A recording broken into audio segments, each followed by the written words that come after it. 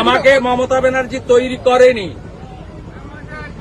আমাকে যদি কেউ তৈরি করে থাকেন, প্রথম পরিচয় শিশির অধিকারী, আর দ্বিতীয় হচ্ছে আমি যদি কারো আদর্শে রাজনীতি করে থাকি তিনি হলেন সতীশ সামন্ত, সুশীল ধারা, অজয় মুখার্জি।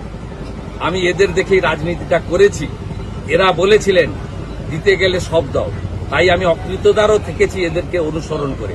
আমি ত্রুটিমুক্ত মানুষ, এদের মতো ত্রুটিহীন মানুষ নয়, আমারও ভুল ত্রুটি আছে। আমিও তিনটে ভালো করলে হয়তো দুটো খারাপ কাজ করে থাকতে পারি।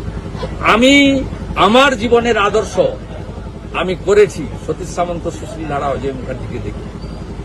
বরঞ্চ মেদিনীপুরের মানুষের দয়ায়, নন্দীগ্রামের দয়ায় আমার অল্প হলেও ভূমিকা আছে।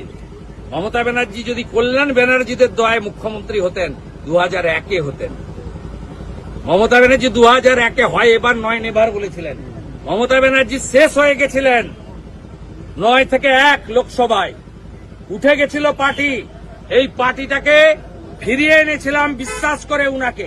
অটলজিও বিশ্বাস করেছিলেন। আমি তো ছোট লোক, ক্ষুদ্র মানুষ, অটলজি অনেক বড় মাপের মানুষ, তিনিও বিশ্বাস করেছিলেন। যদি নন্দীগ্রাম না হতো, মেদিনীপুর না থাকতো, আর এই গদ্দার মির্জাফর যাকে বলেন, সবচেয়ে বড় গদ্দার মির্জাফর মমতা ব্যানার্জি, কংগ্রেসের সঙ্গে গদ্দারি করেছেন। কংগ্রেস আপনাকে চিনিয়েছে, অটল বিহারী বাজপেয়ী আপনাকে আশ্রয় দিয়েছে, আপনি বিজেপির সঙ্গে গদ্দারি করেছেন। গোটা ভারতের লোক জানে মির্জাফর গদ্দার যদি কেউ হয় তার নাম মমতা বন্দ্যোপাধ্যায়। আর আমি শুভেন্দু অধিকারী না থাকলে দিদি থেকে দিদিমা হতেন, কোনোদিন মুখ্যমন্ত্রী হতে পারতেন।